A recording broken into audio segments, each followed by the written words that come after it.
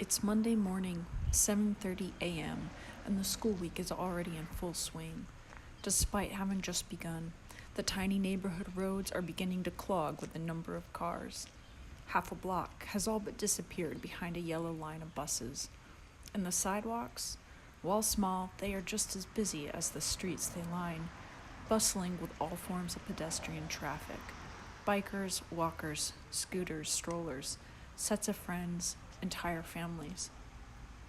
This right here, these sidewalks, this is the magic of Watts. George Watts Elementary is a public Montessori school located in Durham's Trinity Park neighborhood. Generally considered one of Durham's more affluent neighborhoods, the school has a tendency to draw students from well-to-do homes. Yet this trend hardly reflects the economic diversity represented inside the school's zoning district. Recently, the school has begun an intense rezoning process with the hope of increasing equity and, interestingly, walkability.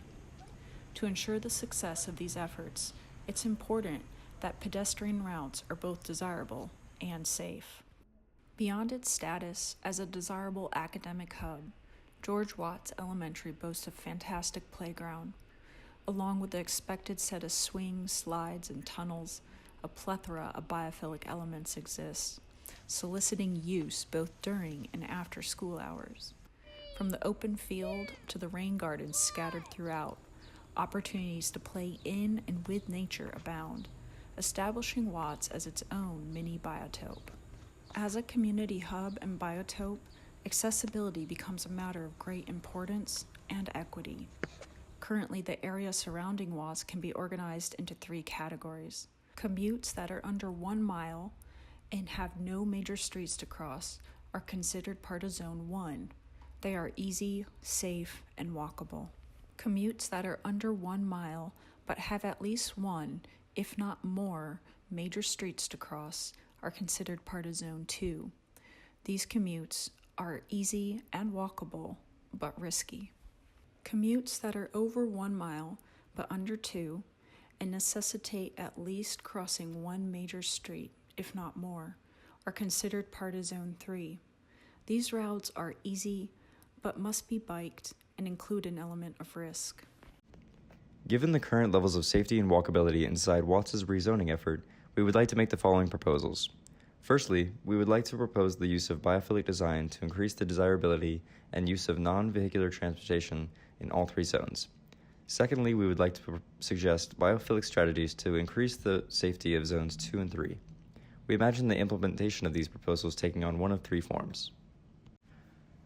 The first is that of biophilic pathways. The need for sidewalks as well as bike lanes should be understood as a baseline necessity in any location.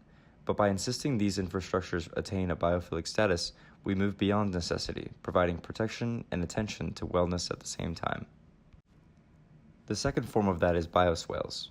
We imagine these as ways to buffer and slow vehicular traffic, thereby increasing the safety of those commuting on bike or by foot. The final form is that of vegetative screens. We imagine these as an increased amount of vegetation along pedestrian routes that offers children, in particular, a sense of privacy while commuting to and from the places of play and learning. We hope with these biophilic design proposals that all students at Watts Elementary can enjoy a safe, equitable, and enjoyable transportation to school.